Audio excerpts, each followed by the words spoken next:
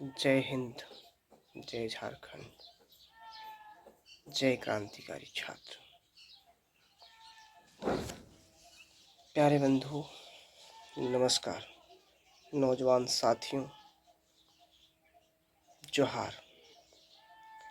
आप सभी भली भांति वाकिफ़ हैं अपने देश और अपने क्षेत्र में हो रहे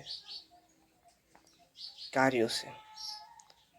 आप अच्छी तरह जानते हैं कि हमारे देश में, हमारे राज्य में अभी क्या हो रहा है। छात्रों के साथ, जनता के साथ अन्याय हो रहा है, अत्याचार हो रहा है, उनका शोषण हो रहा है, उनका दमन हो रहा है, हकमारी हो रहा है। हम सभी छात्र पढ़ लिख कर क्या कर रहे हैं? हमारा शोषण और दमन किया जा रहा है। हमारा पढ़ाई लिखाई का महत्व क्या है जब हमें कोई शोषण ही कर लेगा, कोई दमन ही कर लेगा, कोई हमारे हक अधिकार को लूट ही लेगा, तो मेरा पढ़ना लिखना व्यर्थ है।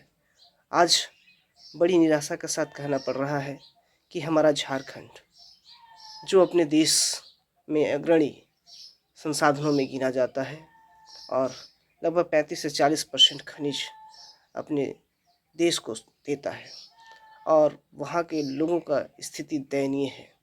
वे बहुत ही मजबूर हैं कि कैसे अपने हक अधिकार को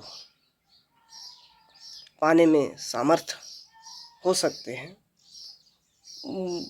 किनके यहाँ वे जाकर अपने हक अधिकार के गुहार लगाएंगे, न्याय की गुहार लगाएंगे।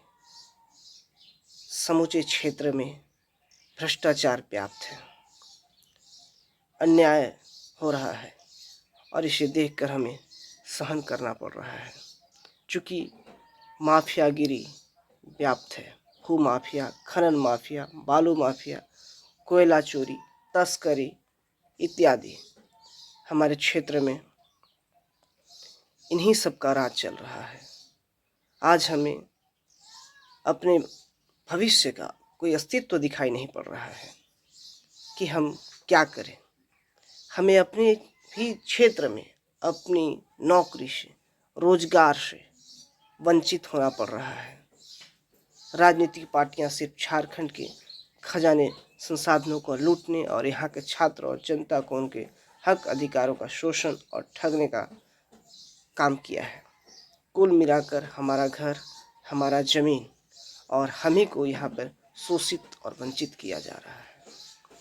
यह कानून हमारे हित में नहीं बन रहा है, स्थानीयता नहीं बन रहा है, जिसके वजह से हमें रोजगार और नौकरी में स्थान नहीं मिल पा रहा है। यहाँ संसाधनों की परिपूर्णता होते हुए भी इस राज्य के लाखों लोग पलायन को मजबूर हैं। यहाँ शिक्षा की कमी है।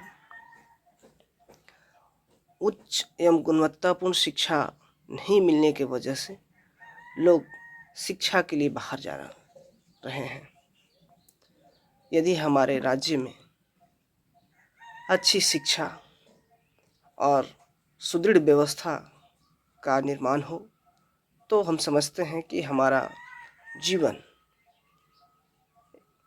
एक अच्छी तरीक़ा से चल सकता है। हम सभी जानते हैं कि अपने राज्य में जो लूट तंत्र है, सरकार झोली भरने का काम कर रहा है, वो आम जनों और छात्रों को लूट का ही है। वे सिर्फ वोट बैंक की राजनीति करते हैं और छात्र और जनता को राजनीति निमित्त मात्र समझते हैं। आपने गौर किया होगा कि यहाँ पे अशिक्षा, बेरोजगारी, भ्रष्टाचार, अन्याय, जुर्म, पलायन इत्यादि कितना व्याप्त है।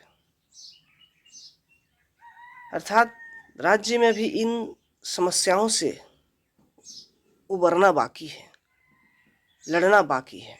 ऐसे में हम सभी छात्र क्रांतिकारी संगठनों का और आम जनमानस, जनता जनार्दन का यह कर्तव्य होगा कि हमें अपने हक अधिकार के लिए आगे आना होगा, जागना होगा, लड़ना होगा, जिससे हमारे आने वाली पीढ़ी को इसकी पुनरावृत्ति न करना पड़े।